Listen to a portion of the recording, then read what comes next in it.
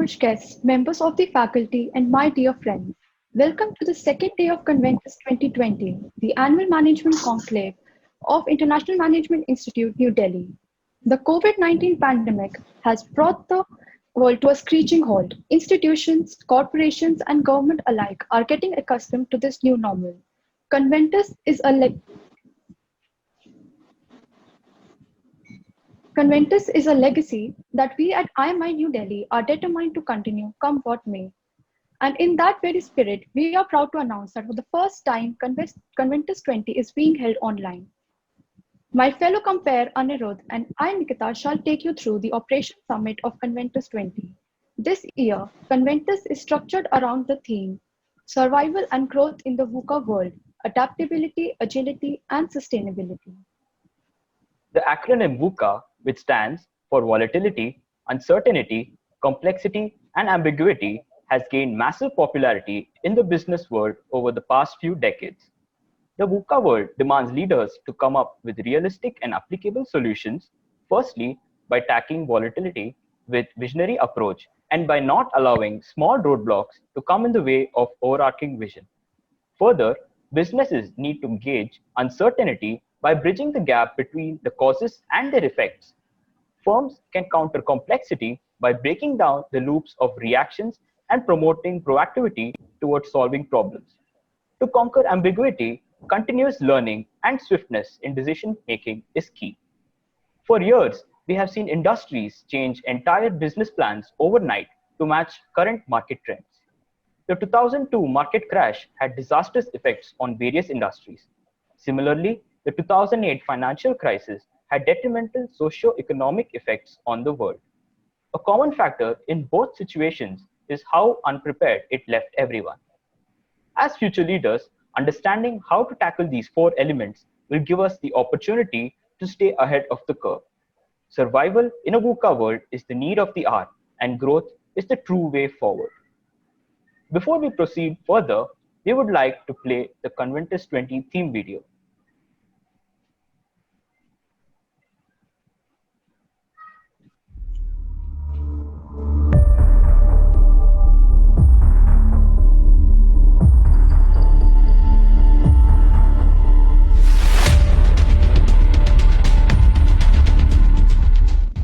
Business often takes inspiration from the art of war strategies.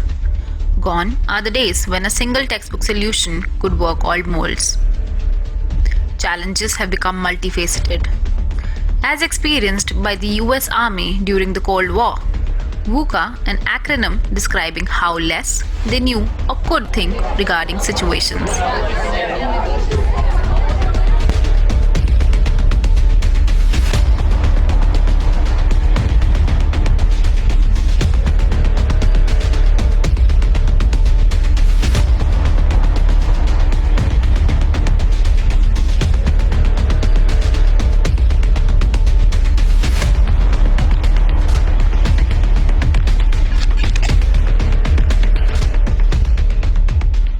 COVID-19 pandemic has thrown the world into disarray. Everything has become increasingly unstable. The concept of clarity is muddled. Predicting the future is nearly impossible. Interconnectivity is more chaotic than ever. So, how do you plan on coping with the new normal?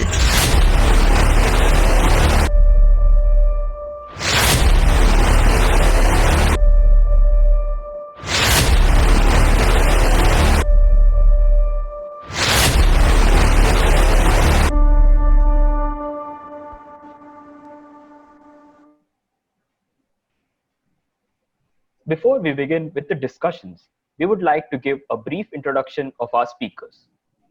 We are delighted to introduce you all to our first panelist, Dr. Rakesh Sinha, founder, Reflexive Supply Chain Solutions. Dr. Sinha has worked with Godrej Consumer Products for almost 4 decades and was the global head of supply chain, manufacturing, and IT before his superannuation. His experience spans across several countries. He holds the distinction of being the first holder of a doctorate in supply chain management in India. His main area of expertise lies in designing and running agile supply chains to synchronize product supply with consumer demand on a dynamic basis. We welcome you, sir. Thank you. Our next panelist for the session is Mr. Brishbhan Vaidya, Head of Sourcing and Supply Chain, Uber for the APAC region. Mr. Bhan is a certified sourcing, procurement, and S2P leader with over 20 years of global experience across industries and verticals. He has done roles in strategic sourcing, procurement operations, consulting, solution design procurement transformation, and many others. He has won various awards, including Procurement Leader of the Year 2018 from ISM India, and is a frequent speaker at various conferences. We welcome you, sir. Thank you. Pleasure to be here. It gives me great honor to introduce our next panelist, Mr. Rajiv Ganju, Senior Vice President, Operations, Luminous Power Technologies Private Limited. Mr. Ganju has over 30 years of global supply chain experience and has worked with LG Electronics, Motorola, and Samsung Electronics in the past. He is a certified black belt from Korea for Six Sigma activities and also a certified executive coach of the GROW model from Schneider Electric. He has won many prestigious awards like the Great Manager Award by People Business and Times Ascent and the Frost & Sullivan Manufacturing Excellence Award, to name a few. We welcome you, sir. Thank you. Our next panelist in this session is Ms. Samruddhi Uturkar, Country Director, FinOrient Pharma India Limited. She has 25 years of experience in the pharmaceutical industry in the local and European markets. She has worked in different sectors of the supply chain of the pharma industry, including procurement, inventory management, supply relationship management, and risk management. Her core experience has been in the European pharmaceutical market, which is a highly regulated and complex supply chain. We welcome you, ma'am. Thank you. It's a pleasure to be here. It gives me immense pleasure to introduce our next panelist, Mr. Alvis Lazarus, Chief Executive Officer, Hesol Consulting. Mr. Lazarus is a senior leader in supply chain and logistics with almost 2 decades of hands-on supply chain experience in devising country-level and global supply chain strategies. He has handled all India operations at 3M, Flipkart, and Common Fluor, and also served in a global consultant role with Caterpillar. He is also a certified Lean and Six Sigma MBB and Lean TOC champion. We welcome you, sir. Thank you so much. Our moderator for this session is Mr. Sunil Bhardwaj, ex-Deputy General Manager, Strategy and Supply Chain, Lifestyle Business at Raymond Limited. Mr. Bhardwaj is a supply chain and operations excellence professional with around 18 years of experience. He has worked in diverse sectors such as building materials, construction, FMCG, water and power, and textile and apparel. He is an APEX certified supply chain professional and APEX certified in logistics, transportation, and distribution. He is a member of the Association for Supply Chain Management and Institute of Business Forecasting and Planning. We welcome you, sir. Okay. So thank you all very much for the wonderful introductions, and which now brings me to finally donning the hat of a moderator, and we'll quickly jumpstart the event. Thank you so much. And like I said at the start, what we'll do is, first of all, it's an absolute privilege and honor to be part of such an erudite and distinguished panel. Given the wealth of experience and knowledge and expertise that they bring, I think the collective experience of my 5 co-panelists is anything between 130 and 140 years plus. So that's the wealth of knowledge and experience that we have at our disposal. And over the next 65 minutes, we will hopefully have a fruitful discussion. So coming to the topic quickly. Sunil sir, yes. Excuse me for interfering. So if you can just give us 5 more minutes to just wrap up the PPT before. 5 more minutes? 5 more minutes to wrap up the PPT. We have a PPT made. It will be very short and quick. Okay. Excuse me for the interference. Okay. In light of the main theme of Conventus 2020, the topic for discussion in this session of the Operation Summit is digital supply chain, the new normal in the world of VUCA. The Operation Summit will discuss the impact of VUCA on supply chains and logistics as they have had a major setback in lieu of the ongoing pandemic. The industry has had a complete makeover. Supply chain leaders have started placing sensors, extensively creating networks, automating, and analyzing processes to significantly improve performance and customer satisfaction. The global supply chain has seen enormous changes over the last 100 years, from the introduction of new handling procedures to relying on ocean-going vessels and from computerization to containerization. Global supply chains are both more complex and more efficient than they've ever been. Let us have a look at the key innovations that have driven things forward towards a digital supply chain. Artificial intelligence and robotics, big data, Internet of Things, blockchain, and cloud computing. How does the VUCA world affect the supply chain? VUCA demands insights into the possible room for opportunities and then undertaking respective measures to reduce, reorganize, and rethink strategies on how to operate profitably in a dynamic environment. The following are some of the ways in which VUCA has had an effect on the supply chain. It challenges the conventional approach. The situations demand initiatives and innovation. It calls for preparedness for consequences of unpredictability. The impact of the ongoing COVID-19 pandemic has acted as a catalyst for companies to rapidly react and adapt to the digital supply chain.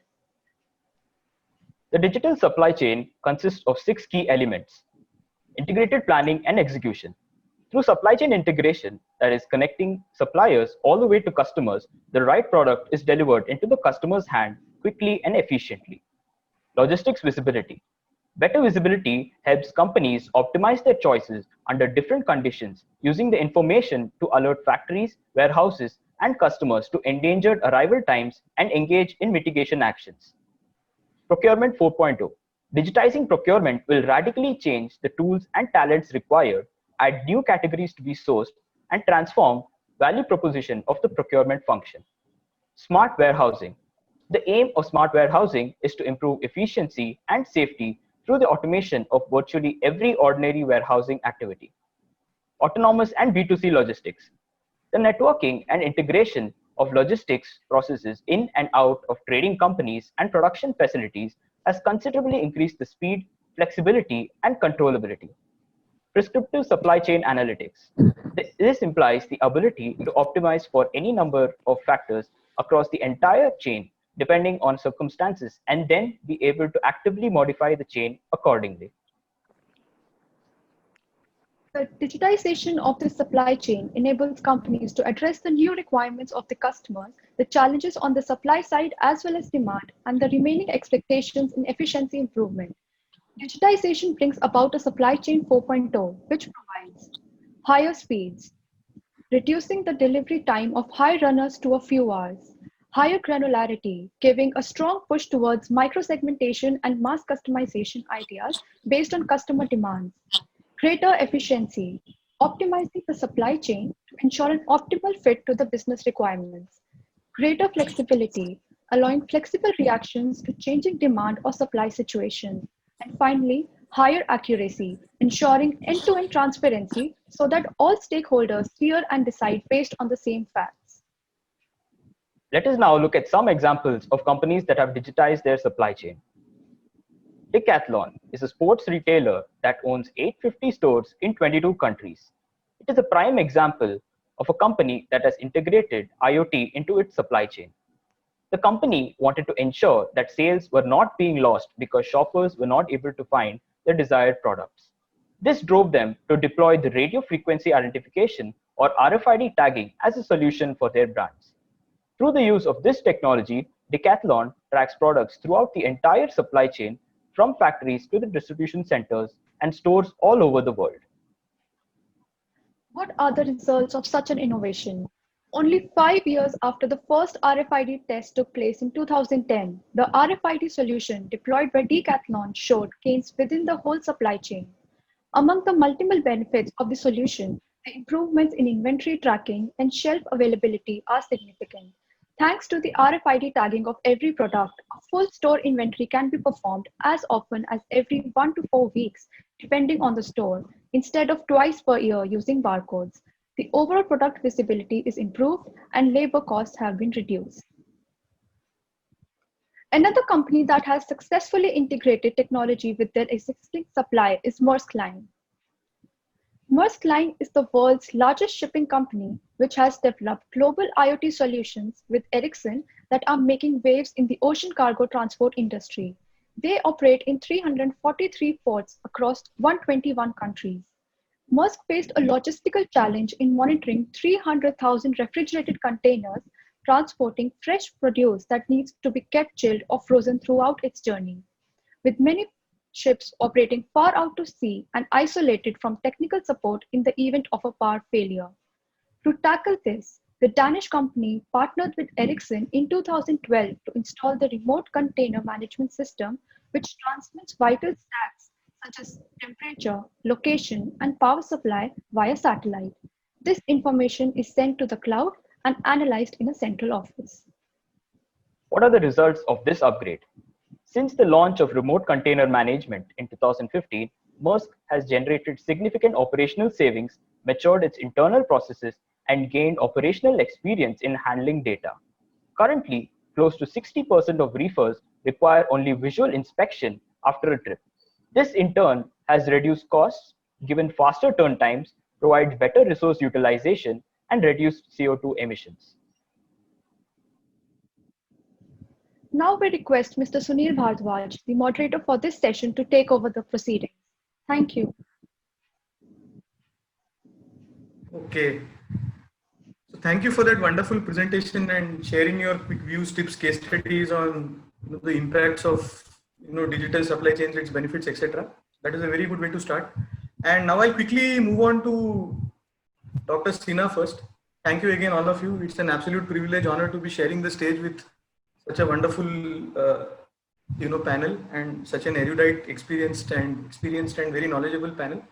I would now go to Dr. Sinha and request each one of you to spend a minute to share your opening remarks and overview on this topic. When you talk of digital supply chain, given the fact that we are in the VUCA world and there's so much uncertainty around us, and given the fact that we live in these very difficult times owing to Corona, so what do you think are the imperatives, and what exactly does digital supply chain tell you, or what are your views on this? So can we start with Dr. Sinha? Yeah. Thanks, Anil. So in my view, any supply chain has to be designed, operated, and improved based on what the customers want or what the consumers want. In case of FMCG, foods, and pharma, what the consumers want. And if you look at the consumers, their want should be expressed in their words. So in terms of products, consumers would typically demand high level of availability. So when a consumer goes to the store, the brand she is looking for should be available on the shelf. So high level of availability is a consumer requirement. And the second major requirement is freshness. I'm not considering quality and cost. Those are given to play in a particular category. But what differentiates between different brands and different companies is the availability and freshness metric, both of which are important. And digital supply chains help us in improving this. So unless we can tie up a digital initiative to improvement in availability and improvement in freshness,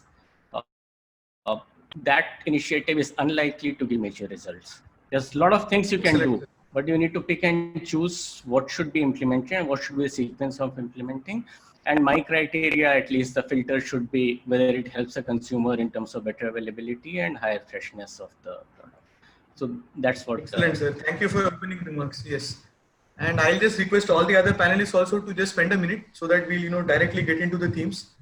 Can I now come to Mr. Vaidya for his opening views? Sure. So the way, I kind of read or understand supply chain management is sort of a complete, marketplace. I'll give a very quick example for you to understand. Amazon or Uber or any other company. So on one side you have the seller, on the other side you have, the buyers. So the, end to end of it is basically the supply chain. It's not just about, connected to logistics. It's all about, planning, understanding the consumer requirement. How does the procurement work? How does logistics work in that?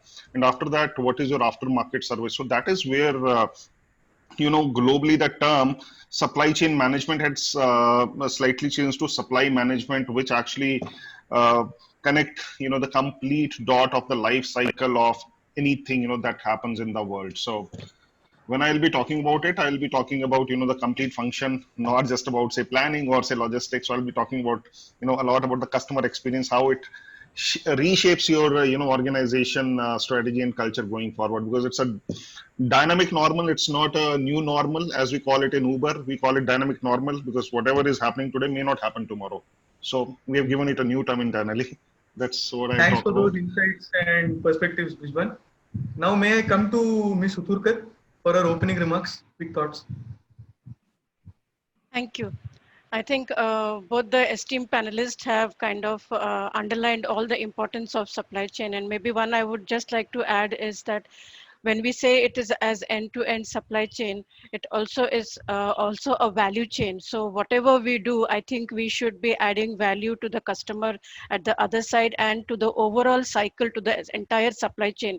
So whether we are being sustainable as a seller, as a supplier to the customer is one of the most important things. So when we think of digitizing supply chain, we have to see how controlled and sustainable it is over a long period of time, and how we can continue with giving that enhanced value to the customer at the end of it. Excellent. I think all my co-panelists have summarized it beautifully so far. I'll now quickly move on to Mr. Ganju for his opening views. First of all, good morning, Sunil, and good morning to all students. And it's a privilege to share the dais with all esteemed panelists. So it's a pleasure being here. I'll just give a different perspective. Actually, digital supply chain and why it is important. Like, if we talk about, initially we saw today somebody showed digital 4.0, supply chain 4.0. The supply chain started organizing, and Germany started a concept with Industry 1.0. Then, because before that, it used to be foreman in charge of a shop, and it used to be totally market controlled by the supply chain. It was not a consumer's market, and consumer was supposed to take what the supplier or what the manufacturer has to supply to him, and we will stand in queues. Remember those days of HMT watches? You used to stand in queues to get your watch. You never had any choice. So then I think slowly the changes happened, and Industry 3.0 made a supply chain, 4.0 tried to digitize it. But today with digital supply chain, another word has got added. That is digital and tailored supply chain. Today we have to give to the customer what he wants at best possible speed. I really appreciate what Dr. Sinha said, that quality and cost is normal.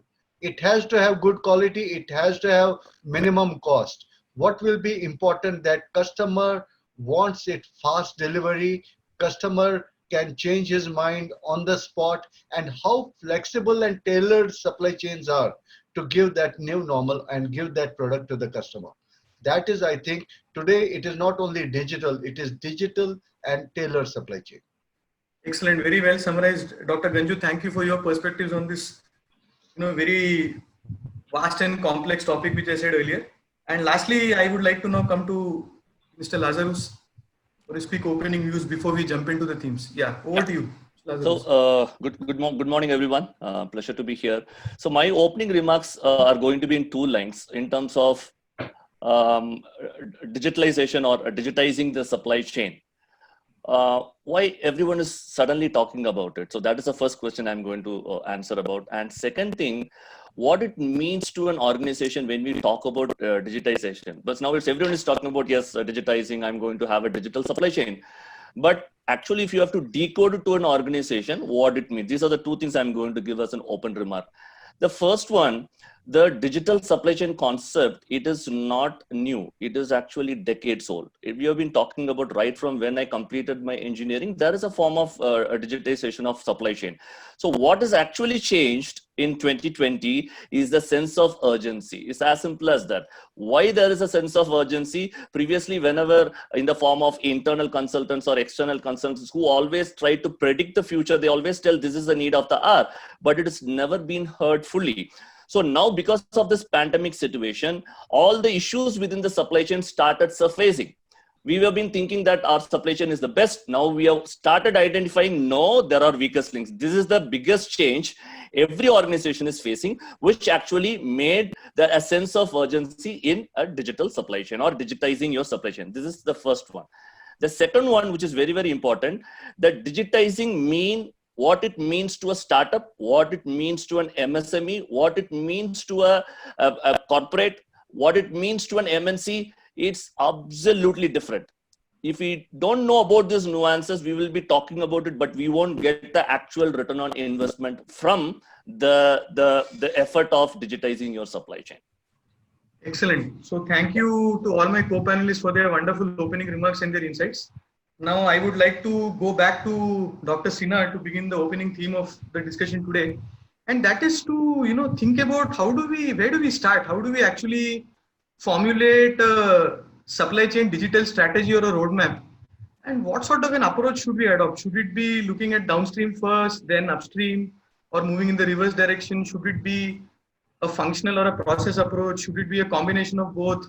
Should it be an integrated approach? So if one were to draw a roadmap or chart out a supply chain digital strategy, so in your opinion, sir, where does one really begin this? Where do we start? Yeah. So typically, these are my views. I think the supply chains have to be consumer focused.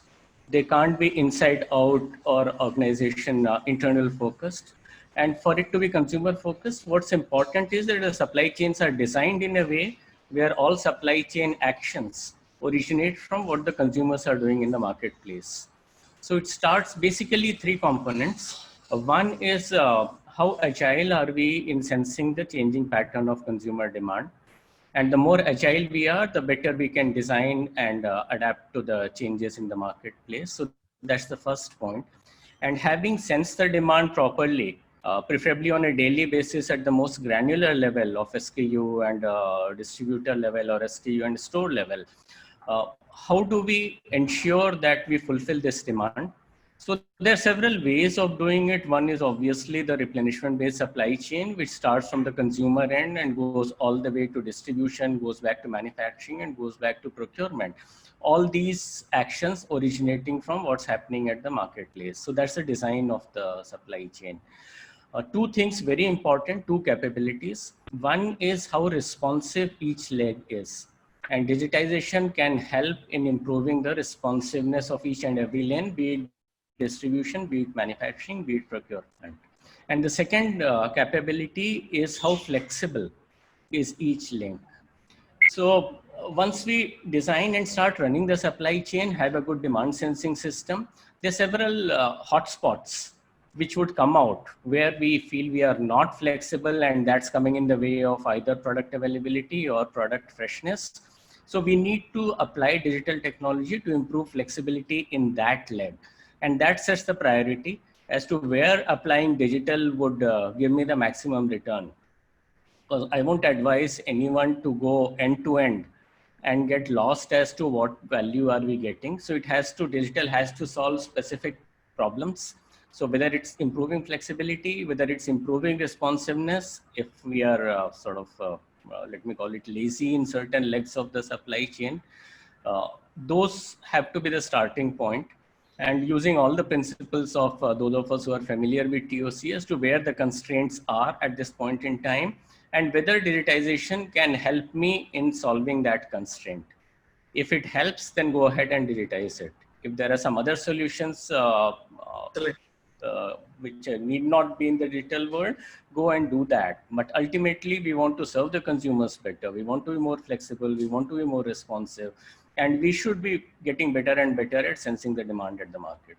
So that's excellent, sir. Thank you, Dr. Sinha. Thank you for setting the tone for this interesting theme to begin with. And I think you did allude to the fact that we need to be flexible, responsive, agile, focus more on pull-based distribution systems. And I think the processes and design will, govern the digital roadmap. They will act more as enablers. That's what I understand from you. And now we'll maintain the same order. I would like to quickly come to Mr. Vaidya for his views on this whole, formulation of supply chain strategy, thinking of a roadmap. Where do you start? Upstream, downstream? I mean, how does one really go about it? Assume that you have a discussion with your team.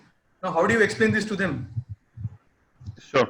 So Before I kind of share my thoughts, I would say what, Mr. Lazarus said actually matters a lot. It depends which organization you are talking about, because depending upon the size of the organization, depending upon where you are currently, that matters a lot. Unless you have done an assessment of what is your current state, just defining that where you want to, reach may or may not help. So many a times it doesn't make sense, that the whole organization is disturbed and you say, okay, I want to change everything. If that is the, plan that organization have, they have to do a very thorough risk assessment. Maybe they might achieve, a big change by doing a one large, supply chain shift, but does it impact their current state also, wherein, consumers start complaining or internal staff complaining. So the strategy definitely varies from organization to organization.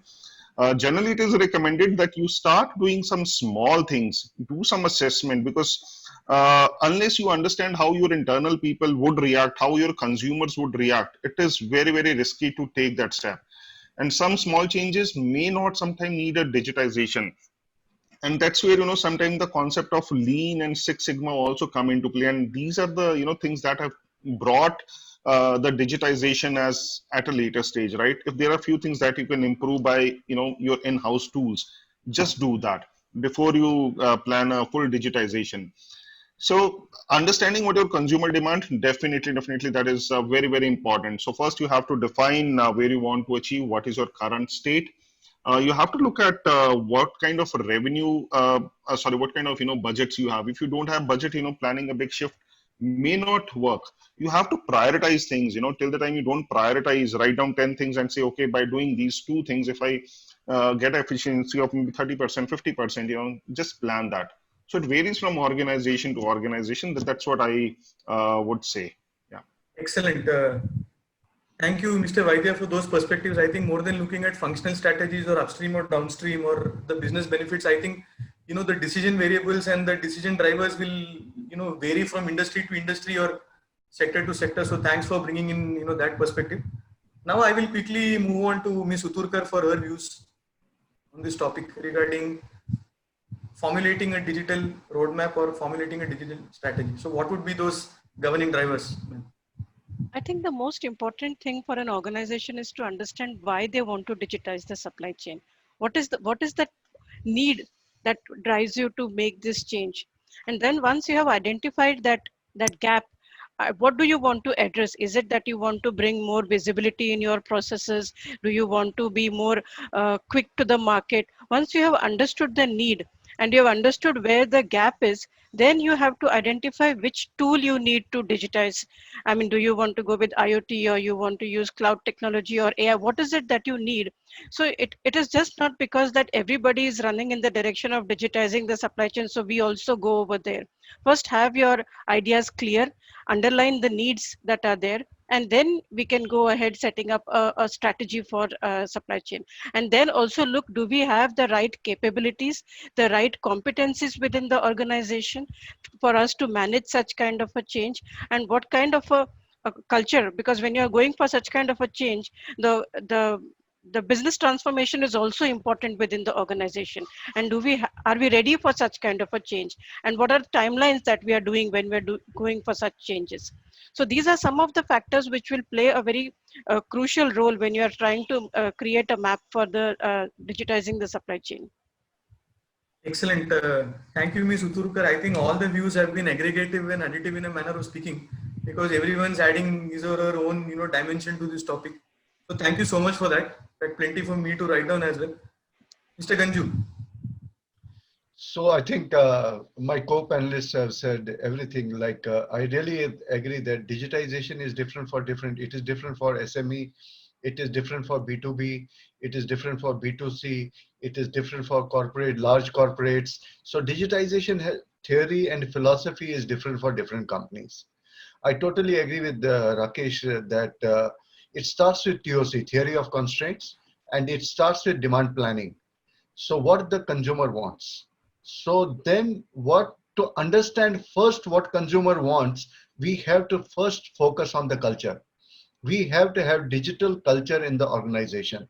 Unless we have digital culture on the organization, it will become a cosmetic bucket, and we will not know. It will follow that garbage in, garbage out. We don't know where to handle digitization, and will not get the desired results. So before we dream of digitization, we have to spend good time in changing the culture of the organization and making them understand what theory of constraints is and how TOC can be a way of life and how it can benefit the consumers.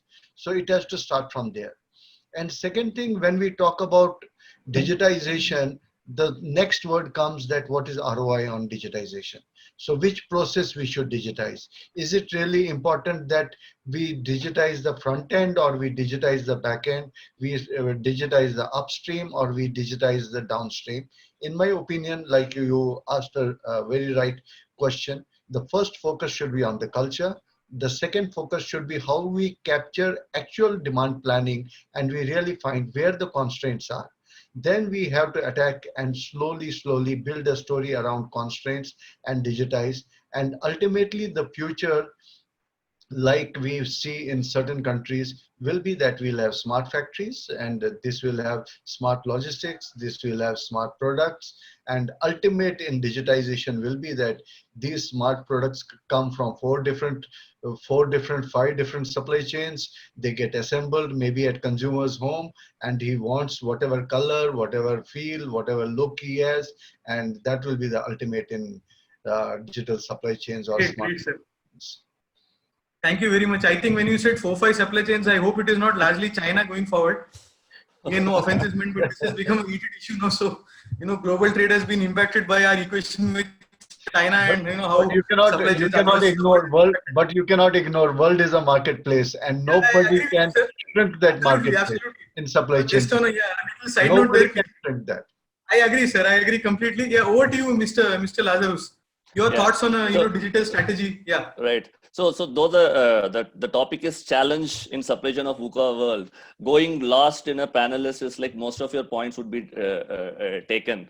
So the first point what I had is why do we do it, which has been taken by Dr. Samruddhi. So what I'm going to try and do it, take one step back and talk about this. When you talk about supply chain digital strategy, sometimes people will tell like we should always work as a team. You should not work in isolation. But my 2 cents on setting up supply chain digital strategy is basically you should do it in isolation only with your customers. In the sense, you should, like Dr. Rakesh has said, you should put your customer requirements front. And very, very important point I want to tell in there is the customer requirements keep changing. To give some very practical example, think about checking onto a hotel.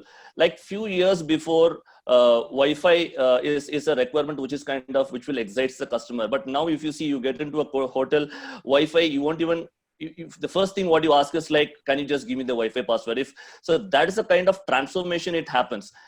Just 5 years before, we will probably wait for probably 10-15 days to get a phone. But now after placing an order, people can't even wait for hours to get hold of the phone. So what that means is the biggest problem in strategy is like we'll make the strategy, we will just archive it. That is the biggest problem by the time, because every strategy to make it to an action, it takes years. So you need to revisit that strategy in terms of whether it is up. That too with this kind of COVID-19 situation, things have become pretty dynamic. So I would use tools. For example, voice of customer is the key. For that, you should use tools like Kano model, which we have always studied in our college. But this is the time we need to put it in action. I want to just quickly talk about one example. We are working on a global logistics project where we have revisited the Kano model, which we have done like 1 or 2 years before we have done a Kano model for global logistics. You won't believe, and to give a background. So obviously Kano model have 3 factors: the delight, the performance, and the basic. The basic ones which the customer won't tell. Delight is what will wow the customer. 70% of the delights in the global logistics have made into a basic requirement. That is the kind of transformation we are talking about. So this is absolutely important to revisit the way we understand how or what my customers need, and then set this strategy in isolation. Why I said this, sometimes what will happen if you don't do it in isolation, you start thinking about what is possible, what do I have? Then you are not going in the right direction. So what you need to do, do this in isolation, put the plan, then you need to find out what I need. Okay, so those are my thoughts related to this. Excellent. So I think what I'll do, I'll now play the devil's advocate. I think I'll flip the order now, so that Mr. Lazarus doesn't feel that he's the last. I'll go in reverse direction. The panelists permit me. Just track me now. Okay, dynamic thinking. So I'll start with you, Mr. Alvis again. I think my second theme or the second question would be related to the first. It is now, how do you actually create a business case for the digital roadmap? And more so, like most of you said, that it also has a sectoral impact. What are some of the challenges and learnings that we can take from the MSME space? Because there are many big brands and companies that have the financial muscle to invest. Okay, and like Mr. Brisbane and most of you told just a while ago that there is an issue with regard to finances and priorities. And now when we live in this COVID era, when there are more pressing issues around survival. So is really talking about digital and huge investments and IoT, AR, VR, RPA, etc. Will it really resonate with the top management? Or maybe you can take the example of your own consulting practice, and then possibly we can also have a view from the MSME space. What can MSMEs do? Okay, and so that the audience and all of us can get a flavor in terms of how they should address this. So one is how do you make a business case? How do you prioritize your investments? And what are the impacts on the MSME space? Yeah, over to you. Perfect. So basically how I see it, before I come to the difference between MSMEs and probably MNCs, those things, I want to put it very short and crisp how to formulate this strategy. You need to only do two things. One, hear from your customers, hear from your business. These two are absolutely important. These two things sound very, very simple, but me as a consultant, when we go to the different business cases, we have solved close to almost 400 business cases in supply chain. Most of the cases, it goes back to customer is expecting something, we are doing something. And that is where I talked about the Kano model in the previous scenario. So this is one. Second one, very, very crucial thing. We always talk about customer is the king. Customer experience is very, very important. In that, what we miss out is completely our suppliers. So more and more places where we are setting up the business strategy, we give equal importance to the suppliers, because your complete performance as a supply chain relies on your suppliers, because unless you make a very inclusive approach, it's very, very difficult to take care of your customers. These are the 2 points. So first one, hear your customers, and basis that you need to come up with your game plan. And the second one is hear from your operations. Now, another misconception in digitizing supply chain is always digitizing equals to IoT, blockchain, and artificial intelligence. It is not. IoT, blockchain, artificial intelligence doesn't even make sense to most of the MSMEs. So my point, the definition of let's go to the definition of digitizing supply chain. It talks about only two things. I'm not going to explain the definition. It talks about, first and foremost thing is in terms of integration. It talks about second thing is in terms of visibility. These is the two problems which actually gets fixed by digitization. So what happens when you talk about visibility? You can talk about anything: visibility of your shipment, visibility of your orders, visibility of what my customers need. This is the problem which actually digitization will fix for you. Second thing, integrated, which we have already talked about. You can't work on upward or downward. You need to work as a whole. And third, very important thing. So whichever improvements you are doing, which is actually giving an integrated approach, and it is making your supply chain visible, it's part of your digitizing team. I think today we should take our view from blockchain, IoTs and everything. So because people are too much carried away with those words, actually they are missing out on the crucial things. Without taking much time, let me split the IoT. What is IoT? IoT is a mix of sensors, a cloud-based tool, and analytics. Name any one of this which is not even old by 5 to 10 years.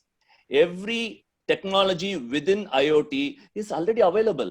Actually, we put it into a form, and part of the marketing process, people also put a little bit of a sugar coating around. So we should be very clear in terms of what is happening there, because we work with IoT devices. That's the reason I'm telling. So what that means is any form of automation and foolproofing, which is actually making your supply chain visible, and it is making integrated, be it a small web-based tool you built by yourself, which help this, then it is part of digitizing your supply chain, not just the IoT, blockchains, and the biggies we talk about. Excellent, excellent. Yeah. Over to you, Mr. Ganju. Since we are working in reverse order this time, I think Mr. Lazarus will feel a lot better now since he was first. Good. I think that's a good diverse thought you have come to. So good. So basically, the digital and smart, I would call it rather smart, and I think it has three elements. One is smart people, smart processes, and smart infrastructure.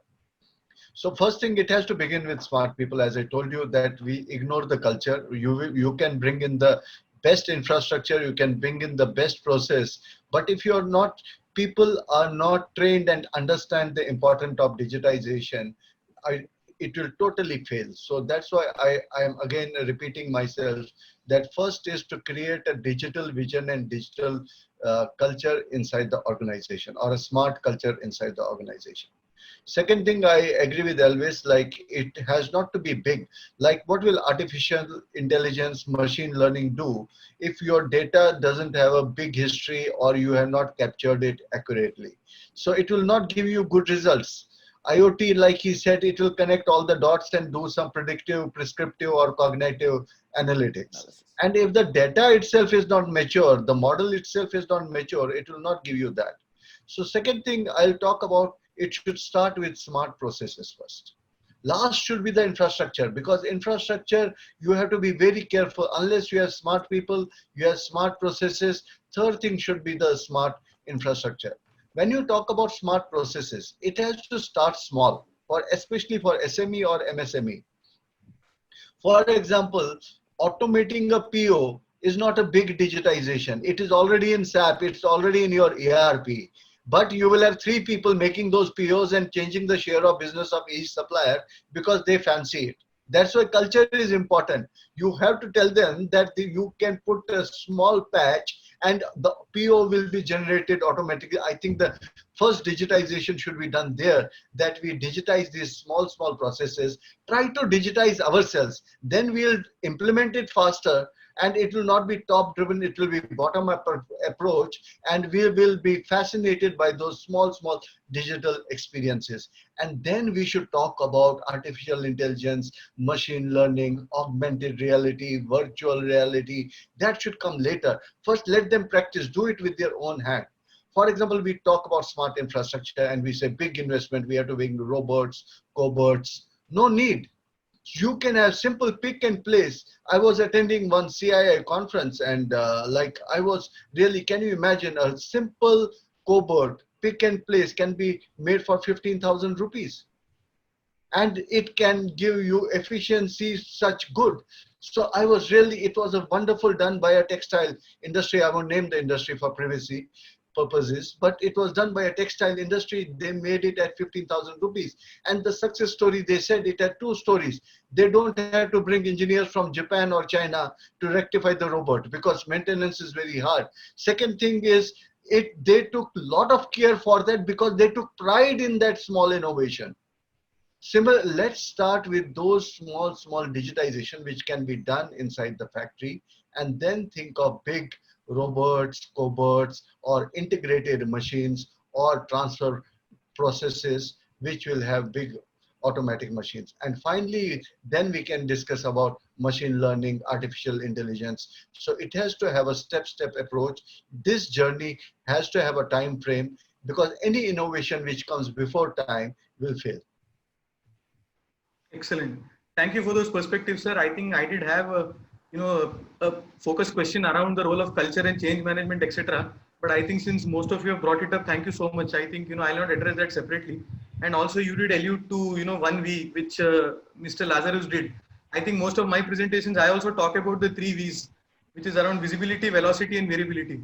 So as long as we are able to manage these counterintuitive forces, I think we have done a great job. And I think like all of you have rightly pointed out, I think people and process should be more important than the technology. They are at best enablers. And there are enough people there to do it for us, but we need to prioritize in terms of where to focus on. So now may I request Ms. Uturkar to quickly jump in and share her views and perspectives with regard to really making a business case for a digital implementation, and her views and thoughts on the whole MSME space.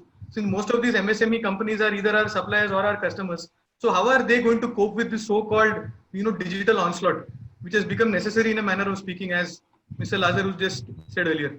Over to you, Ms. Utturkar. Yep, thank you.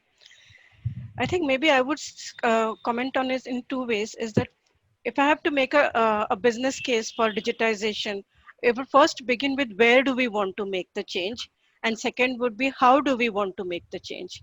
And that where is probably the first step where we have to investigate that what do we already have in the organization, like whether we have a good ERP, whether we already have a good process in place, whether we have the competencies, whether we have the budget, and then where are the gaps, like what I said before, where are the gaps, where do we want to focus for the future, what is our vision, create our vision, and be very sure in which direction we are going based on our consumer needs, the market needs, and the changing scenario outside.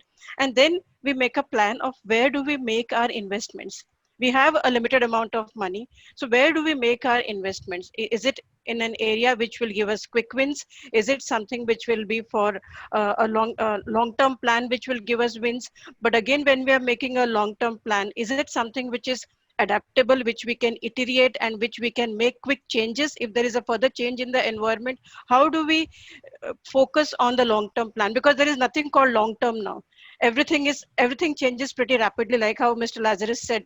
The strategic plans may even collapse instead of a year's time in a few weeks' time. So we need a shorter time frame to rechange and rethink on our future plans. So strategy should be such that we are able to revise it when we are going forward with it. And also, when we are looking at our current processes, we have to see that when we speak of digitizing or automation or integration, how much of the manual activity are we reducing by doing this automation, and what kind of value we are getting out of it?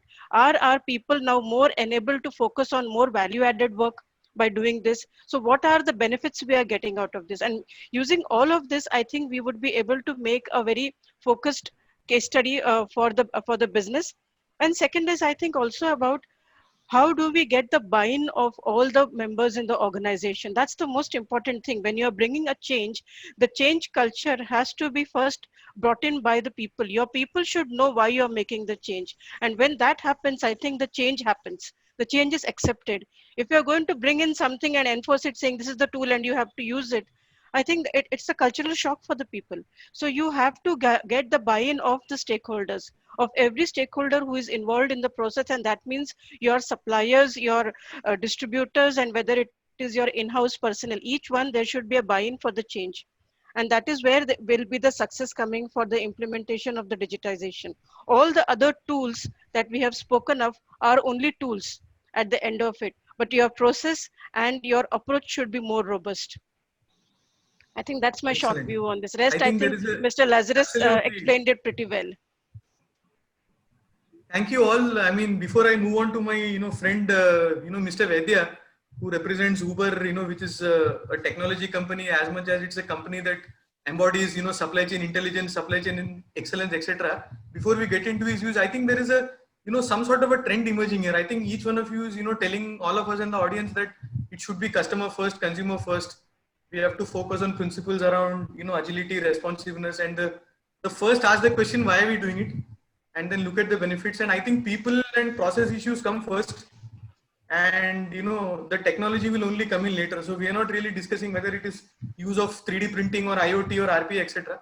So I think we are slowly converging in terms of a general, thought process here and an agreement, which is always good to have, because in most panel discussions, the views are extremely, diverse. That makes the whole thing a little more complicated. So with this backdrop, I will now quickly move on to my friend. Over to you, Mr. Vaidya. MSMEs, building a business case. How do you go about it? Yeah. So I would say, specifically talking about MSME, wherein we're planning to do the digitization of supply chain and building a business case for that. My view here is get, out of the box and start thinking, does this digitization help only your function, or is it helping the whole organization? If it is helping your function only, and you are getting some sort of benefits there, and the rest of the organization doesn't even feel that, it may not make sense. So always build a business case wherein the management sees a development in the overall organization than just in your function, and the selling to that management becomes very, very easy. So that is one thing. Second, we understand that ROI does play a big role. So one should always, look at what is it that you are investing and what are the tangible and intangible benefits that you are getting. And it should not be restricted to say next 6 months or 9 months. Look at, from near, time to a long horizon based, benefit that you might be seeing. Then one should look at, does it really give a competitive advantage to you in case you are making a change? And I can actually quote an example from a MSME which might answer the piece how MSME can react on this. And I'll go back to around 3.5 years ago, what we did in Uber, and it was a very small exercise. You might have seen a lot of companies do this. We plan to brand our cars with Uber sticker, and that was more of a safety initiative. We said people do face issues when they book a Uber, that which car is a Uber car, because every taxi in India is generally white except few cities. So you see a lot of taxis coming, and it's hard to read the number plate from far. So we said, okay, let's do the branding activity. While it may appear as a marketing activity, we started with the agency. We told them start branding, and you have to brand around 300,000 cars. We saw one person used to do generally 15 to 17 stickers per day. And lately we figured out, the productivity varies from person to person. Someone is doing 17, other is doing 30. So when we went deep into it, we figured out the problem was around people not turning up because no one was monitoring. They doing some sort of fraud wherein they will put one sticker and then they will claim, okay, we did 5 cars. All those things were happening. So we asked a staffing company, how do we solve it? They said, this is how the staffing company work. Our job is to give people on ground, and if they do or don't work, that is not something which we can monitor, because that's how it happens in India. We said, okay, let's bring a technology element into it. We said, can we put a geotagging to their phones? We'll give an app to you wherein they have to enter the data, how many cases they did, and it will click the live picture of the vehicle which they tag. I can tell you, with such a small investment of around 150 rupees per device per month, that productivity of 17 became 60. We were planning to do around 200,000 cars in a month. We did 300, I believe 20,000 cars in all. So what changed here? A very small investment. So it's not that MSME always have to think on, say, RPA, etc. RPA and all are very, very costly. Sometimes, these small solutions like IoT solutions or tracking solutions, which, they can actually bring a large, difference to the way you operate. So it's all about choosing, the right product and pitching that to the management. So this is how I would say, the business case can be formed easily. Excellent. Excellent. Over to you, Dr. Sinha. Could we have your view, sir? Yeah, good to be the last in the panel. Yeah, so whenever a company, especially MSME, is thinking of improving the customer service defined as availability and freshness, we have to start with whether the supply chain is designed correctly or not. Assuming that it is designed correctly, I will come to the way forward. But if the supply chain itself has a faulty design, there is no point digitizing it. We have to first see whether the supply chain is taking consumer inputs and running the entire supply chain, or the design itself is faulty. Assuming that the design is correct, you would know at any point in time what's really constraining you from fulfilling consumer requirement, whether in which leg of the supply chain that problem is, where exactly. And you can use several TOC tools for finding out where the real constraint is. Now the question is, should we digitize and elevate that constraint or remove that constraint? The answer is no, because in many cases, you should first ask whether I have done something, whether tweaking the manual process will help me elevate it, whether some parameter settings have gone wrong and tweaking the parameter will improve it, whether manually tweaking the process can improve the performance of that constraint. If not, then we have to ask, what's the additional piece of data? If I had that data, then I could have worked much better at this constraint. And if you can identify what that data requirement is, then go and digitize and get that data and integrate it in your process. But without finding out really the need for a missing data, it's not right to just digitize. You won't know what to do with hundreds and thousands of data points that you are getting, unless you know that these 7 data points are what are important, which I was not having earlier. If only I had these 7 data points, then I could have run my supply chain better. If you have that thought process, then go ahead and digitize it. But I won't advise that if you find a constraint, then straight away go and digitize it. You may not get any benefit. Excellent. Thank you for those views, sir. Very different perspective altogether. Coming back to Mr. Lazarus, I think I'll again start with you now, since we'll be jumping into a slightly different theme, but a connected theme again. I just want to now understand, based on your consulting experience and going forward, I would request each of the panelists to share their own thoughts and experience in terms of how do you actually go and figuring out the whole implementation, and if that is possible, what are some of the challenges and constraints that one may face along this journey. Because now assume that there is a company which has something in mind. Okay, now they are going to finalize a partner. So what has been your experience? Have you been part of any implementation journey, or would you like to share some perspectives with regard to best practices, any constraints, or use of any specific tool or selection of a digital partner? Okay, because this opens a whole new different dimension to the discussion. So now we reach that phase where assume you are going to start your implementation journey. So would request each one of you, starting from Mr. Lazarus, to share your perspectives based on your own functional experience and your own industry. Yes. Okay. Mr. Lazarus. Great. So one, being as a consultant, we have the one of the benefit, or we have the luxury of seeing different organizations adapting to this new change. So that is one benefit we have.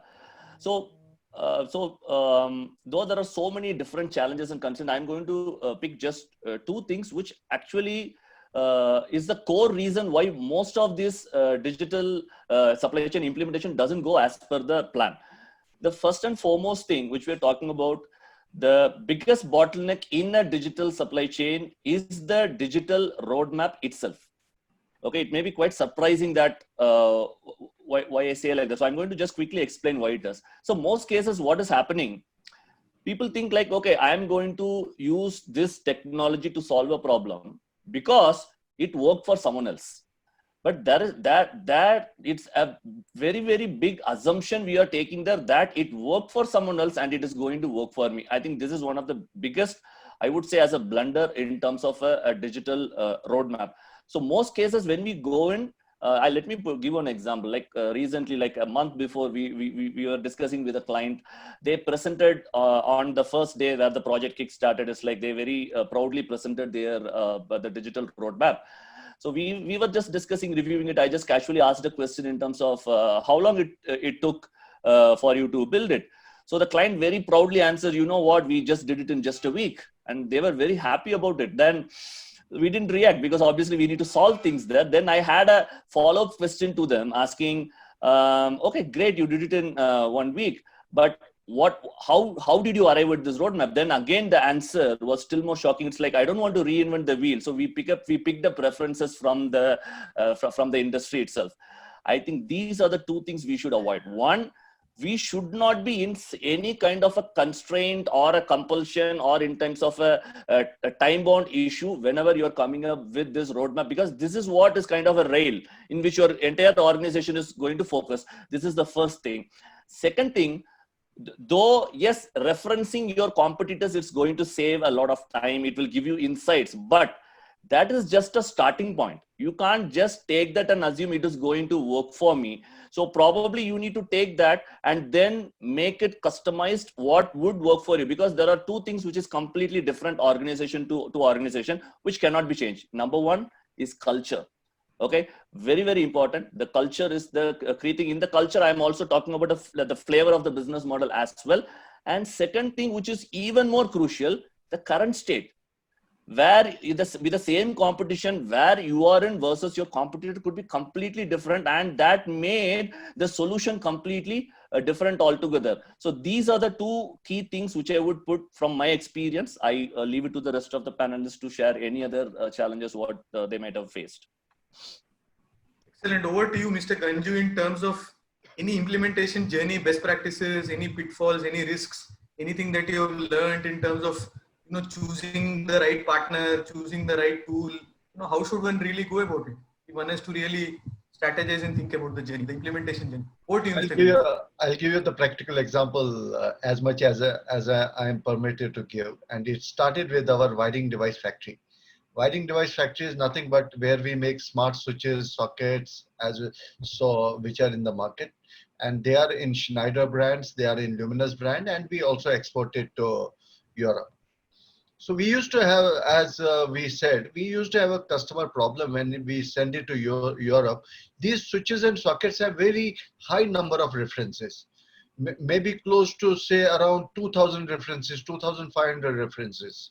So the manufacturing is in a cell. So when you have so many references, you cannot have straight line manufacturing. So you have a cell manufacturing, something like watches. So watches have too many references. So you will have some kind of a cell manufacturing there also. For example, Titan is a good example for that. I worked with Timex also. So in what used to happen, some references used to get mismatched in a box, and we used to get large complaints from the customer that there is mixing. So we started our first digitization journey from this cell manufacturing. And what we thought is that we can identify by the weight of the product. So we did a weighing Poka-yoke. Means we assumed that every switch will have a particular weight, particular model will have a particular weight.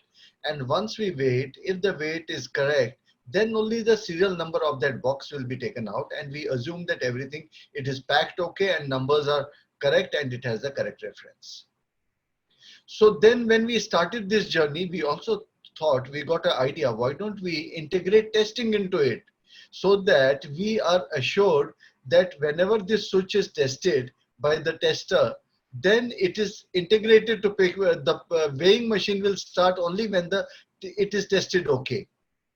Then we further thought, like, so that's what I said, people and process is more important than the infrastructure. When you go to outside, they will tell you, okay, weighing Poka-yoke, okay, we'll get you, we'll do this, because they do not understand. You understand your supply chain much better than your vendor will do it. So then we integrated it to the screwdriver. We call it intelligent screwdriver. Now, intelligent screwdriver, when it completes all its processes, then only the tester will get, the second process will get activated. So intelligent screwdriver, when it finishes, it checks the article itself, the torque is correct, everything is correct. Mr. Sinha will know about it. Then only the second complementary process will start. Then only the tester will start. Then when we started testing, normally what do we think in testing? We check the mechanical parameters, we check the electrical parameters. We thought, how can we digitize the visual parameters? So we got an intelligent camera who will replicate and check the physical dimensions of the product. So slowly, I'm telling you, in a journey within a span of 12 months, we digitize the entire process, and it is a total foolproof process. The screwdriver completes all the processes. Tester checks it electrically, mechanically, as well as visually.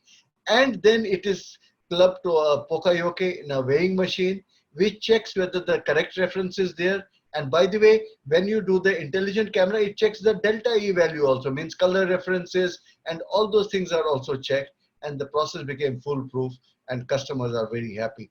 So we have lived through this journey. It took us 12 to 14 months to complete the process, because that is why you understand your supply chain. You know where it is. And if you explain it in a proper way, your external partners, all internal partners will design a completely. That is why digital and tailored supply chain is very important.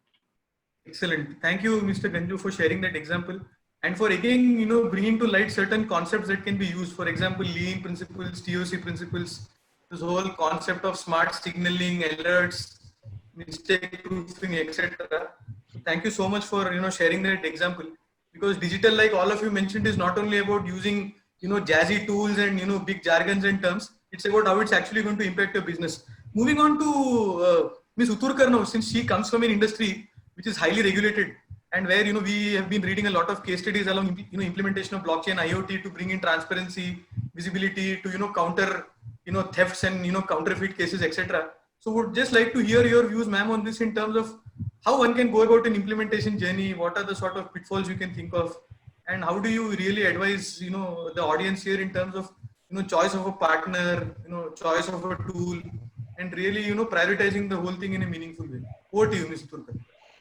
Uh, Thank you. And I think, as you rightly said, pharmaceutical market is such a regulated market, especially if you see the European market and the US FDA market.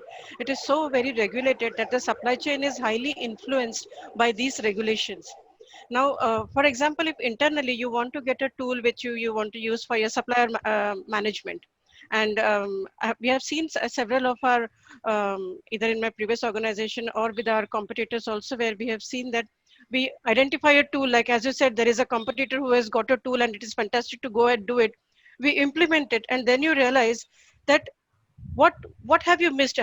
You have such a lot of data, which is the right data which you wanted in that tool. Have you missed on getting the right data for analyzing? Have you gotten a tool which sits like a white elephant without analyzing the right data and giving you all the analytics that is required?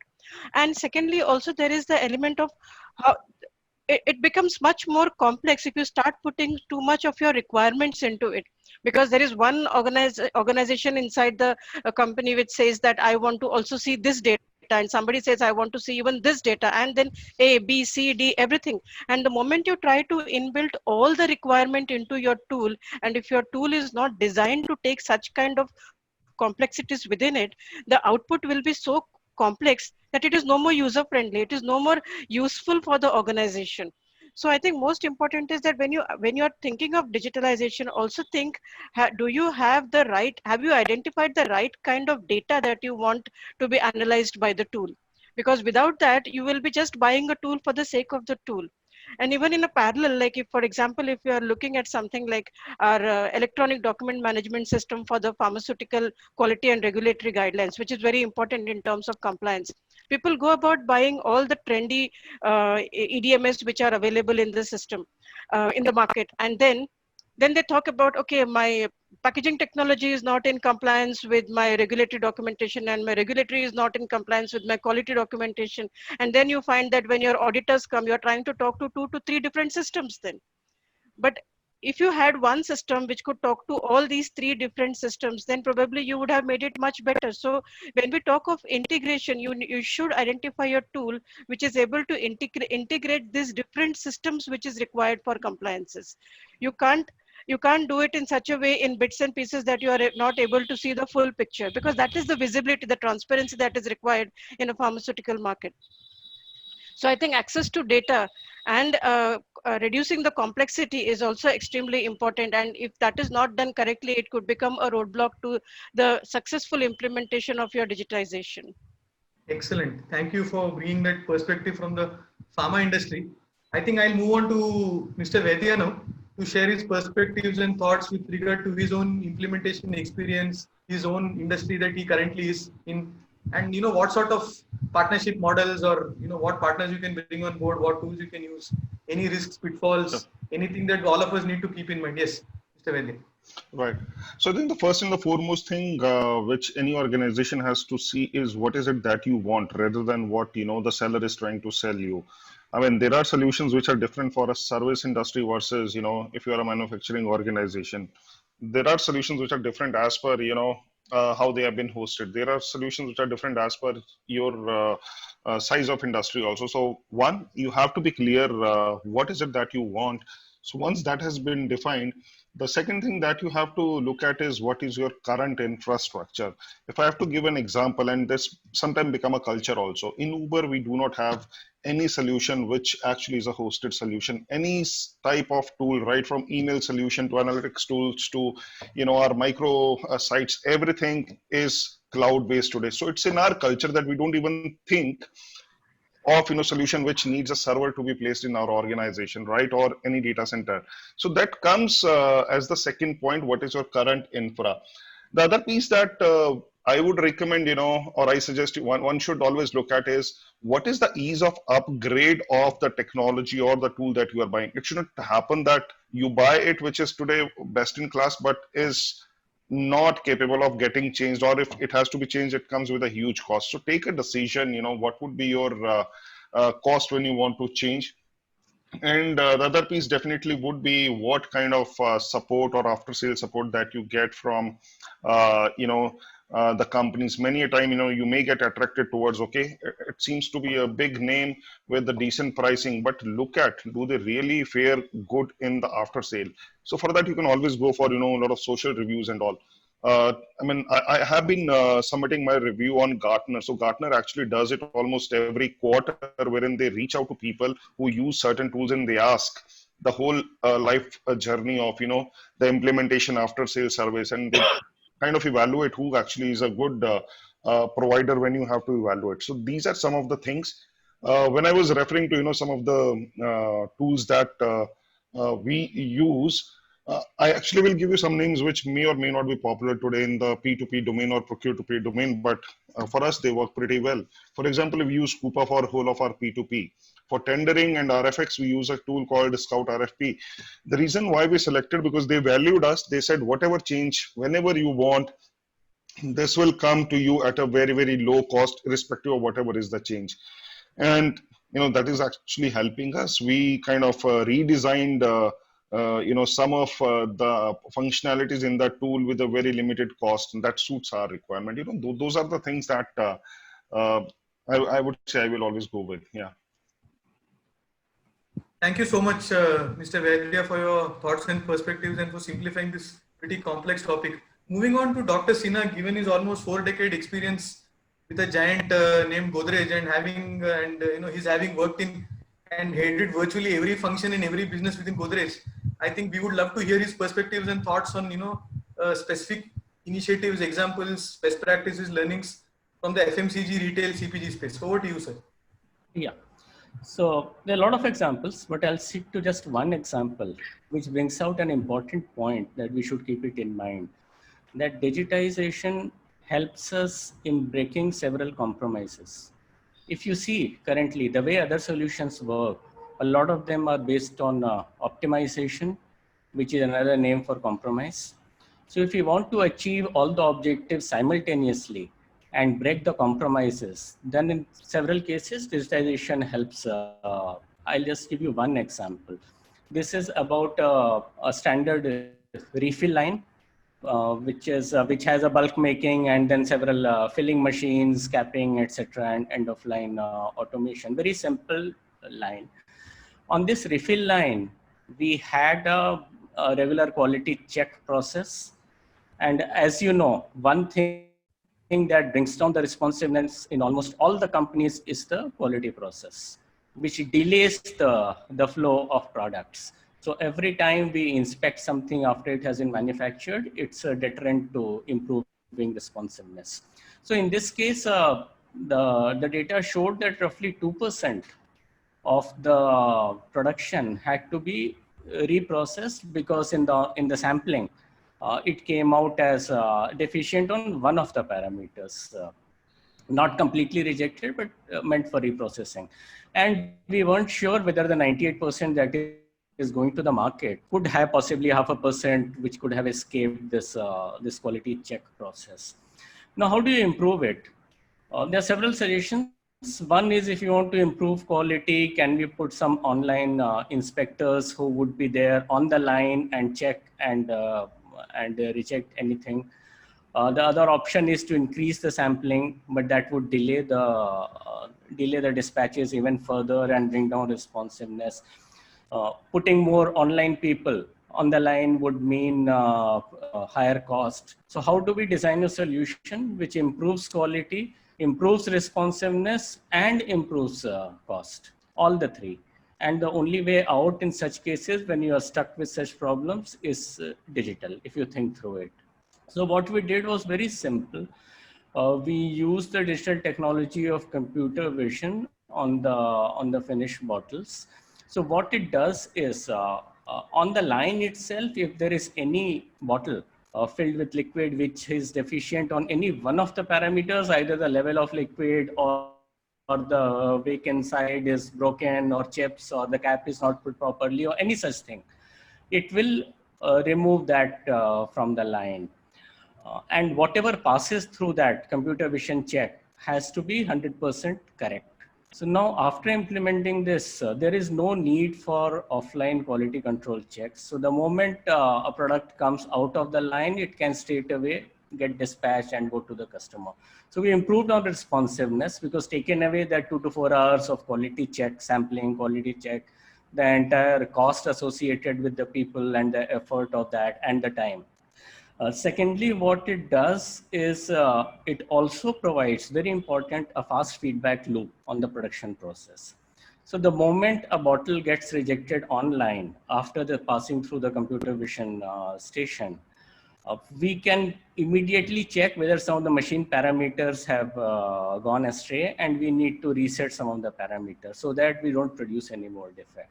So it gives additional benefit, brings down cost, improves quality, and improves responsiveness. Now, if you want to improve on all the four simultaneously, the only way out is digital, because any amount of manual checking is not going to help it. So just one of, like that, we have hundreds of places where we have implemented digital, but everywhere we have tried to compromise.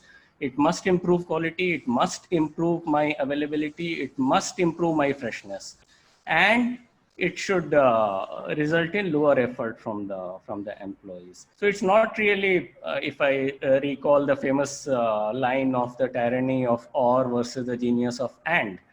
So it has to be the genius of and. We want this and this and this and this and this. So higher quality, lower cost, higher availability, and higher freshness. All the four things have to be done together, and you need to find a use case for such an application. And obviously, the payback is hardly ever in months. You get payback in days in case of such digital technology usage. And there is immediate buy-in from all the team because they can see the impact in a few days. So it's not a question of designing, then getting a buy-in. To design, it appeals to everyone, you implement it, get the payback in a few days' time, and then keep reaping the benefit. So that's, in my opinion, is one way of proving. But you need to pick and choose as to where digital will make sense, where it helps you in breaking the compromises. Excellent, sir. Thank you for sharing your perspectives and giving us a very detailed example. I think I'll move into my final theme before we have the closing remarks from our panelists and we open it up for questions to the audience. My final theme for the discussion today, because another 10-12 minutes or so we can spend doing that, I think is around this whole concept of a supply chain or a logistics control tower or visual analytics or dashboards or call it whatever you will.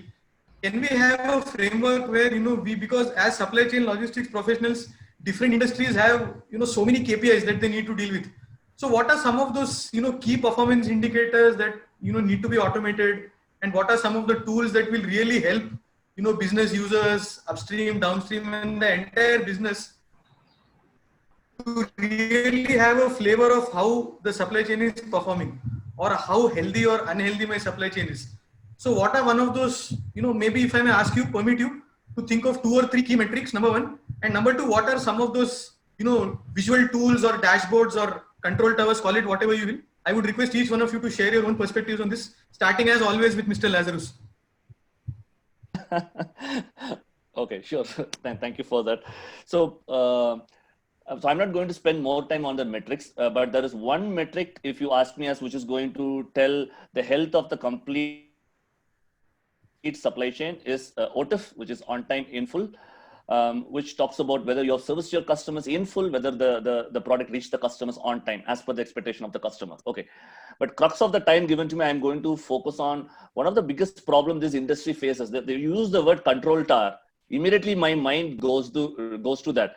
One side we are talking about analytics, we are talking about Power BI and everything, and other side, unfortunately, most of the job roles in the market talks about analytics, but it does only flashy.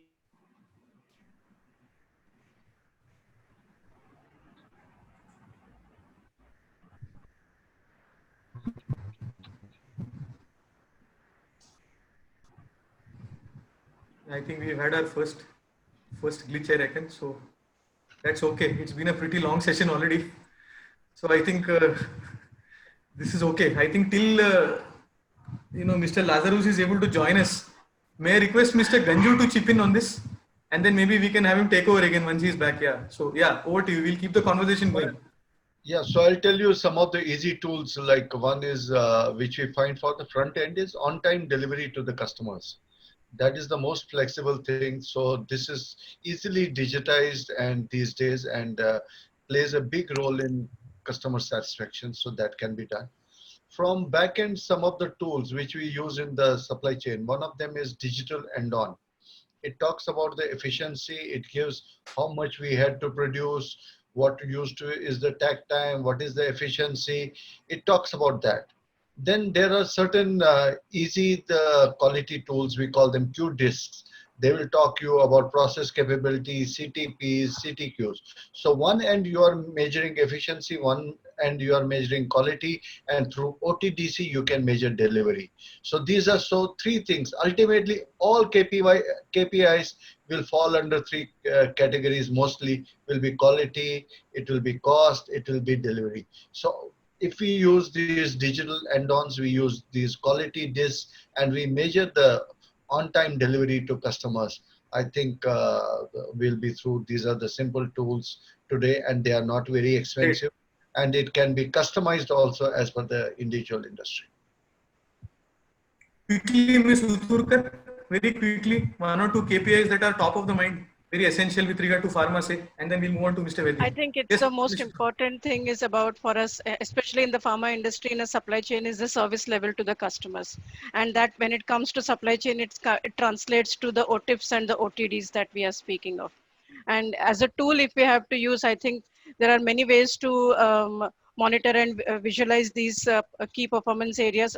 One is we can always have the SASVA reports that we have in-house. And then there is also a lot of RPA, which is used for the reporting with all the data that is in-house. So we have those bots which work in terms of RPA and SASVA. I think as anytime data, you just quickly go onto your SASVA dashboard and you look at the data of how your suppliers are performing, how your OTIF is going on a daily basis. You get the visibility, and also for your inventory, like how your inventory at any given point at which warehouse, how your inventory is. I think these two things play a very key role when we are looking at a supply chain. So inventory levels and your service levels are, I think, two very important elements for supply chain in the pharma industry. Excellent, very well summarized. Thank you, ma'am. Mr. Vaidya? So I think within the supply chain, the KPIs would differ from sub-function to sub-function. For example, logistics would have their own KPIs, sourcing would have their own, procurement would have their own.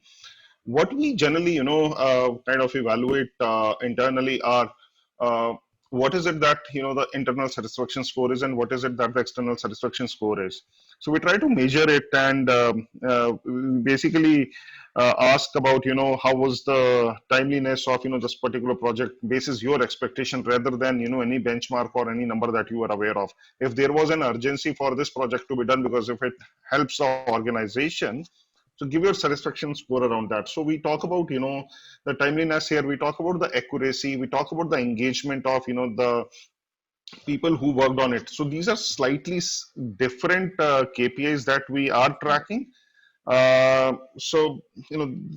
I mean, these are something which are important for us. And I'll tell you, one very simple thing that we have been doing, just like we give, 5-star or 4-star rating on Amazon's or even on Uber app, right? We actually do that internally with our customers as well as our suppliers also. Whenever my team does some, strategic sourcing project, they will send a star rating, to the customer, and then they have a choice whether they want to rate it 1 or 5 depending upon it. And there is nothing like, why did you choose so? Whatever is coming to your mind, please do that, because that's how we kind of see the overall engagement. So yeah, those are the things. In terms of tools for reporting, we use Tableau mainly. So Tableau for us has been working pretty well, Great. So Tableau great. I think we lost Mr. Lazarus for a fleeting moment. He's back with us. Yeah. So very quickly, next 30 seconds, before I move on to Dr. Singh. Yeah, so I'm just going to quickly add only one point, because all the different tools and softwares we talk about related to dashboards are great, but more and more they should work towards leading indicators, because lagging indicators talk about an effect which has already happened, like a defect has happened. Now that is great to have, but quickly you should migrate towards predictive analytics. We can talk about telling, hey, this is my inventory position is going to be, rather than talking about an inventory turnover of this month or the last year. So this applies not just for the business, it works for anyone who wants to get into a fantastic analytics career. You should evaluate your career whether you are moving from descriptive analytics towards your predictive and prescriptive analytics. Thank you for providing the time again. So I made my point. Excellent. No worries. I mean, absolutely not a problem. Thank you. Pleasure is entirely mine. Over to Dr. Sinha. Yeah. Before we close, So, yes. so I'm building on my earlier point. There are only two things which are important from consumer point of view: availability and freshness. So internally, these two translate for the supply chain as one is which is discussed already, the on-time in full delivery, OTIF for the customers, and the second is the level of inventory that we are holding inside. Higher the inventory, lower would be the freshness when the products reach the consumer. So how do we improve OTIF continuously and reduce inventory simultaneously? So it's not a question of either or, it has to be and. And in OTIF, just one more pointer, that once we achieve close to 100% OTIF, our endeavor should be to promise faster delivery. And that will bring down the OTIF. So if you have been delivering something in 48 hours, can we promise that we'll deliver in 24 hours? And then, so that brings a competitive advantage to the company. So OTIF itself is not enough. How do we tighten the definition of OTIF is very important for improvement of the supply chain.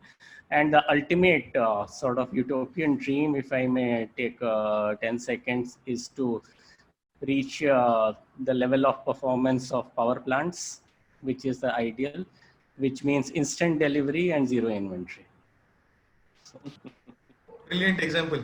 Very quickly to both the organizers today, Anirudh and her colleague, I just want to understand, do we have time for closing remarks? Can we spend 5 minutes or should we jump into the questions from the students? How much time do we have? It's 12:47. What do you suggest, Anirudh? It's better to have a closing remark. Yeah, it's better to have closing remarks. Okay, great. So we have time, right? Excellent. So I think I'll start with Mr. Lazarus again. Quickly, you can spend a minute. Closing thoughts, comments, key insights from today's discussion, Sure. and very quickly. Okay, thank you so much. Let me put across very quickly my closing remark, which is the biggest takeaway. That is what I consider that as. For example, recently I was in a discussion with one of my entrepreneur friend who's into an ERP firm. He's basically into an ERP firm. When we were discussing, we realized we at Hizol, we are a completely problem-solving focused firm. We do more number of projects in technology more than his firm. The reason when we analyze it, because whenever you are working on a technology, whenever you are selling a technology, you are already having a solution and you are going to try to fit it. That doesn't work out. We always work with what is the problem and go and find which suits it. The reason why I'm telling this as a closest remark is we are living in a world where moment something is picking up, everyone will add that to it. Organic foods picked up, everyone started putting organic into the packs. Now, digitizing supply chain is the buzzword. Now, even a small sensor manufacturer is going to tell this is an IoT product. So organizations have to be 100, not 100, 200% sure. You need to work from your process. What is the issue? What is the benefit? Go and find then the solution for it. Thank you so much for this opportunity for today. Great. I think very well articulated and summarized. I'll now quickly move on to Mr. Ganju. Your closing thoughts, sir. Yeah, so the topic itself is interesting, was the VUCA world. So when you have a VUCA world, how can you have, without smart factories and flexible factories and tailored supply chains, how can you have a world exist without that in a VUCA world? So I would say that when you talk about smart, flexible and tailored supply chains, so the basic important is we have to focus on, first, we should have smart people, then we should have smart processes, and finally we should have smart infrastructure. And trust me that we don't have to look at big investments in small things can be done.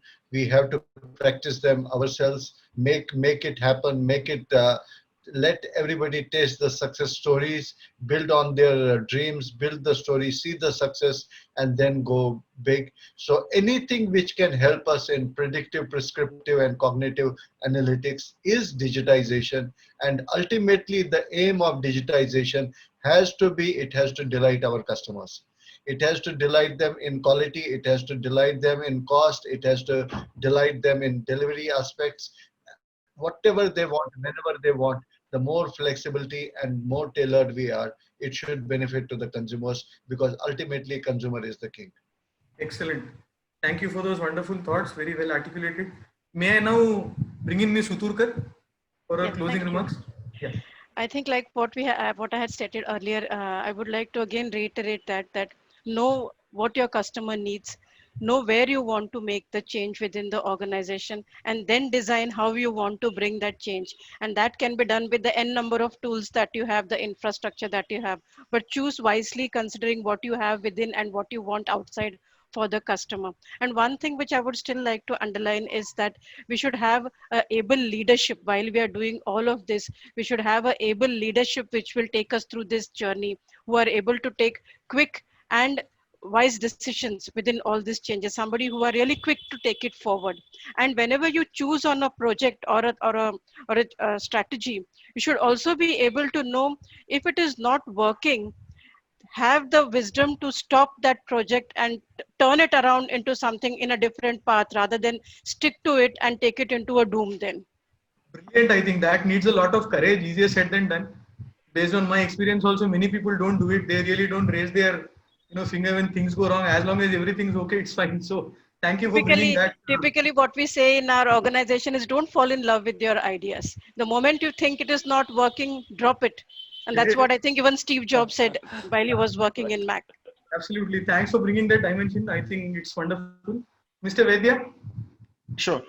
So I would say when we talk about the VUCA world, definitely, the situations are changing. You can't predict what is going to happen. So that ideally should come in your own, way of working. It should come in your company culture also.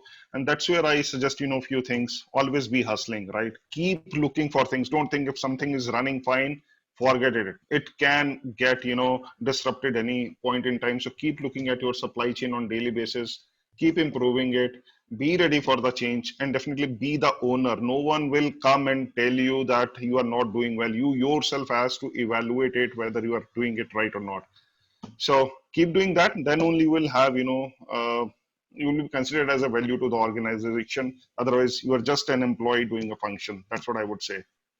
Excellent. I think a lot of learning, wisdom, lot of nuggets. And last but not the least, maybe we have Dr. Sinha. Yeah, so all of us are here to improve the supply chains wherever we are involved. Digital definitely has a place in improving the supply chain, but it has a very specific place. We should pick and choose where to apply digital technology at any point in time, and whatever is applicable now may be different from whatever will be applicable tomorrow or the day after tomorrow, to improve the supply chain and not to just implement digital. It's looks very seductive. So a lot of people fall for it just for implementing digital. That's not the right way. And I would encourage all the students to go to Google and read about Seductive 7.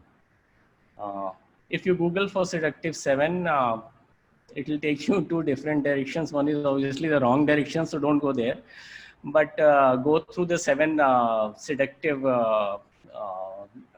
I won't say technologies, but processes which people fall for.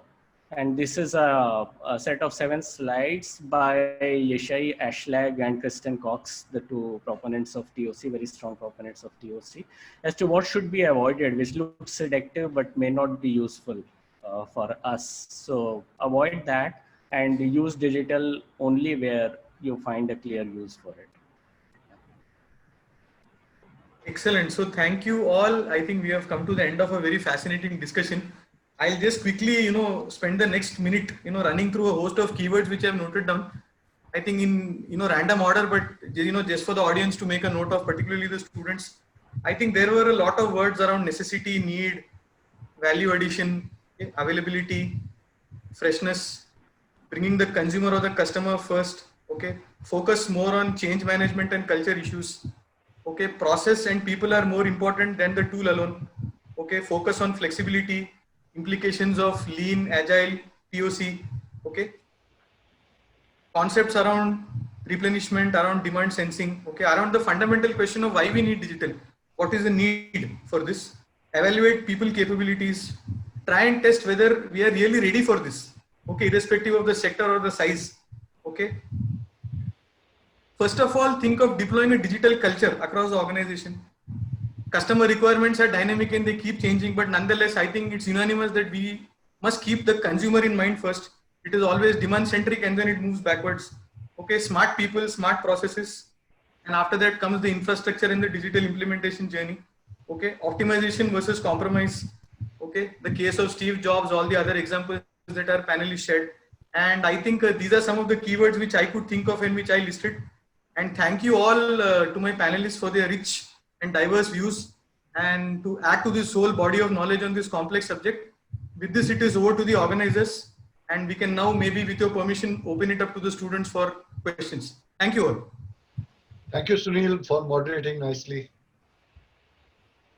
Thank you, all the esteemed panelists. We do have a few questions. So first, I'd ask Kashish Dabas to unmute himself and ask the question. Thank you all the present panelists. So my question is to Mr. Sinha, like any of the panelists could answer this one. But in this pandemic, the supply chain being affected the most in the entire world due to different circumstances, and shipping industry is one of the biggest industry and was affected the most also. So do you think we can have something better as a plan in future for the same? Because every time we see something being affected the most, we find some or the other replacement for that. Yeah, so Kashish, a good question. Future will always be unpredictable. The degree of disruption would vary, but every month, every year, there would be disruptions.